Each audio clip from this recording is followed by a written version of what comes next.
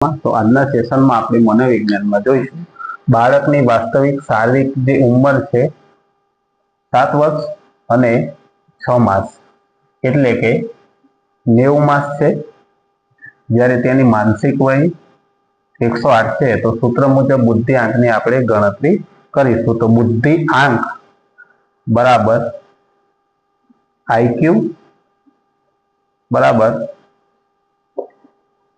MA છેદમાં CA માનસિક વય અને શારીરિક વય ગુણ્યા 100। હવે માનસિક વય બરાબર 108 છેદમાં શારીરિક વય બરાબર છે 90 ગુણ્યા 100। આ 1 0 ગયું, 12 9 108, ત્યાર પછી 12 દાન 120।